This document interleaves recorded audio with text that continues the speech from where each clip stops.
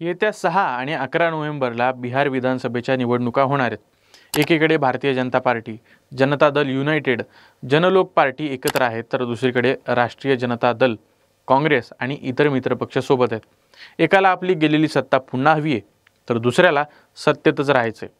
निवडणूक प्रतिष्ठेची असल्यानं कुणीच नवीन प्रयोग करायचे नाहीत हे ठरवलं होतं, पण भाजपने सवयीप्रमाणे एक सरप्राईज कॅन्डिडेट समोर आणला। यापूर्वी भाजपने स्मृती इराणी आणि मनोज तिवारी यांच्यासह कला क्षेत्रातल्या अनेक लोकांना संधी दिली आहे, पण यावेळी रिस्क जास्त आहे, कारण यावेळचा भाजपचा नवा उमेदवार हा समाज माध्यमांवर जरी प्रसिद्ध असला तरी वयाने आणि अनुभवाने खूप कमी आहे। भाजपच्या त्या उमेदवाराचं नाव आहे मैथिली ठाकूर।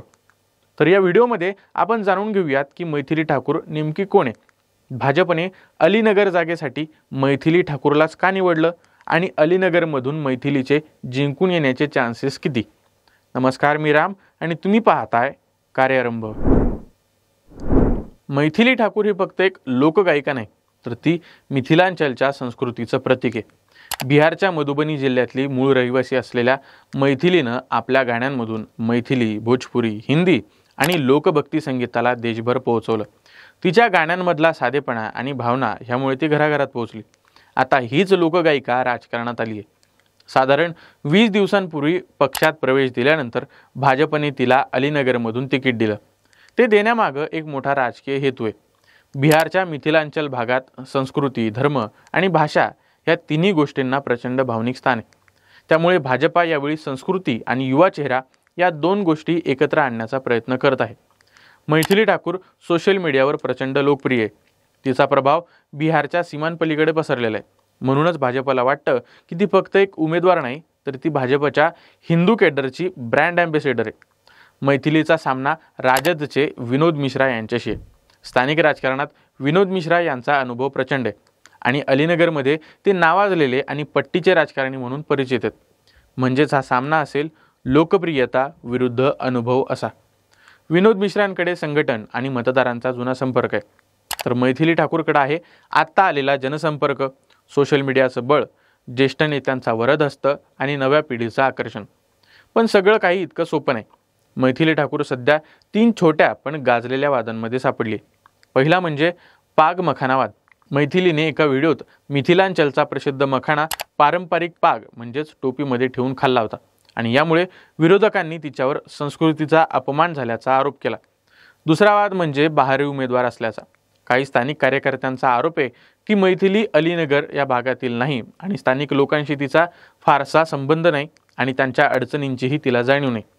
तर तिसरं कारण म्हणजे निवडून आल्यावर अलीनगरचं नाव सीतानगर ठेवणार हे मैथिलीचं विधान। या तिन्ही गोष्टी विरोधक त्यांच्या प्रचारात जोरदारपणे मांडत आहेत।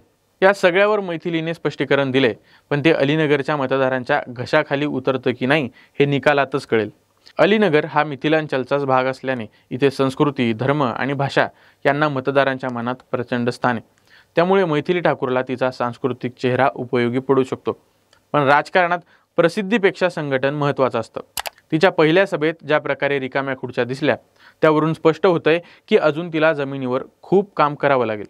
तरीसुद्धा भाजपची यंत्रणा आणि त्यामागे असलेलं मोदी ब्रँडिंग हे मैथिलीसाठी मोठं बळ आहे। आता प्रश्न असा आहे की मैथिली जिंकणार का? तर सध्याच्या परिस्थितीत असं म्हणता येईल की तिची जिंकण्याची मध्यम ते चांगली शक्यता आहे, कारण बिहार आणि केंद्रातल्या ज्येष्ठ नेत्यांनीही तिला डोक्यावर घेतले। हळूहळू लोक तिच्या सभेला येत आहेत आणि जर ती निवडून आली तर ती वयाच्या 25व्या वर्षी आमदार होणारी पहिलीच मुलगी ठरणार आहे। पण विनोद मिश्रा यांचा स्थानिक पायाभूत प्रभावही मजबूत आहे। लोकांचं मन कसं वळवायचं हे त्यांना बरोबर माहिती आहे। त्यांनी 2020ची निवडणूक लढवली होती, पण VIP पक्षाचे उमेदवार मिश्रीलाल यांच्याकडून त्यांचा फक्त 3000 मतांनी पराभव झाला होता। याशिवाय अलीनगर मतदारसंघात 31% मतदार हे ब्राह्मण आहेत आणि मैथिली ठाकूर आणि विनोद कुमार हे दोघंही उमेदवार ब्राह्मण आहेत। त्यामुळे ब्राह्मण मतांमध्ये ध्रुवीकरण होऊ शकतं।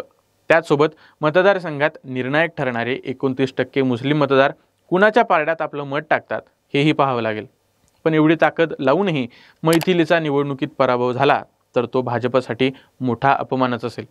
पण भाजपला अशा सेलिब्रिटीच्या पराभवाची सवय झाली। यापूर्वी स्मृती इराणी यांचा पराभव भाजपने पाहिलेलाच आहे, पण नंतर ह्याच स्मृती इराणी यांनी थेट राहुल गांधींचा पराभव देखील केला होता। म्हणजेच सेलिब्रिटी लोकांचा पक्षात कसा उपयोग करून घ्यायचा हे भाजपला चांगलंच माहिती. मैथिली ठाकूर यांना निवडणुकीच्या रिंगणात उतरवण्यामागे आणखीन एक कारण सांगितलं जाते.